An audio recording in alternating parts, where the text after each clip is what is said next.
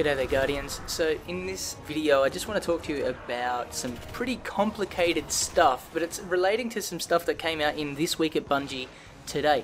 And it essentially is the fact that in Destiny 2 we now know, courtesy of This Week at Bungie, we now know that we have, well, we hope to have improved connection with each other.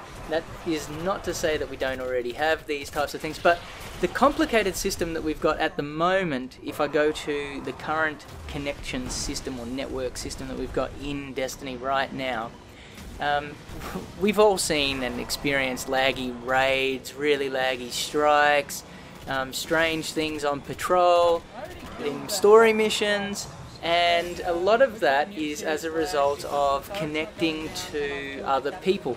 Now, the hybrid system that we've got is that part of the mission components, whatever it is that you're doing, whatever the activity is that you're doing, the mission, so the story mission, a strike, if you're in PvE land, that is, a raid, whatever, only the specific mission components are stored in, let's call it the cloud, on Bungie-style servers. The rest of the information is hosted by us on our console. So the player that is hosting, one player is hosting, and they're called the physics host.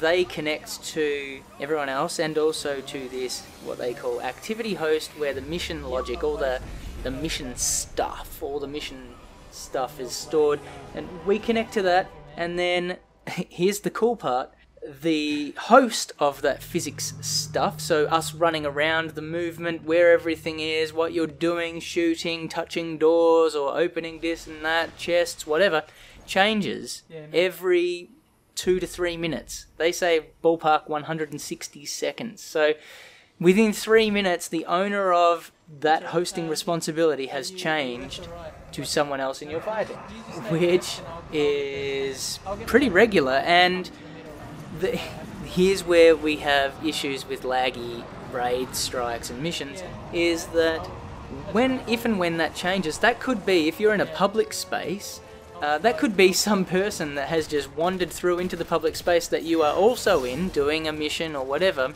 If you are in a public space, and if that person decides to leave for whatever reason, or the connection cuts out or something or other, then, and they happen to be the host at that moment in time because it's switched to them, they're in the same area, there's about a 15 to 20 second delay in timeout before they decide to say, hey, that host isn't there anymore, we better switch to someone else. In that period of time, nothing happens because your console is doing what they call estimating damage and estimating what is actually occurring, but because the information isn't relaying from the host to the activity, the mission host, which is in the cloud, because it's not being relayed, essentially nothing is happening, and so that's why we experience laggy connections. And then if the player host just has one of those poor connections and it struggles to relay that data to the mission parameters in the cloud,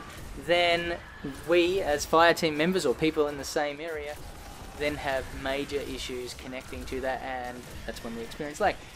The good news, although we don't know how it's going to play out in the beta will tell us a lot of this, is that they're now saying that not only will we have the mission host in the cloud, so all the mission logic and stuff that happens in missions will be in the cloud, but also the physics host, the person who is actually hosting, will sit in the cloud. So it will be hosted by Bungie. Our games, all that stuff, so when we move, that'll all be hosted by Bungie. What they're trying to do, though, is maintain as much of the peer-to-peer connection-based networking that we currently have, so that we can keep latency levels low and make sure that if I move on my screen or I move my controller to the left, that you will then see in the same area that, hey, I've moved my controller and therefore my character to the left.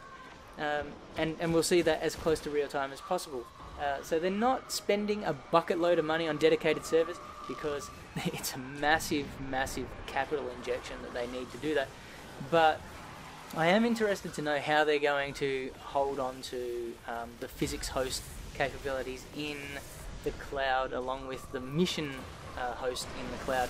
So that said, that's what I wanted to draw to your attention to today. It's that now in Destiny 2, hopefully what it means is the end of laggy raids, because let's face it, they have been so infuriating for all of us at one time or another, or many times, and let's hope that if they can get this right, they can get rid of laggy raids. Here's to the end of laggy raids. I hope you got something out of this video, Guardians. If you did, give it a thumbs up. Don't forget to subscribe to my channel. You can catch me on Twitch, Twitter, and Instagram, BoylerRoom81.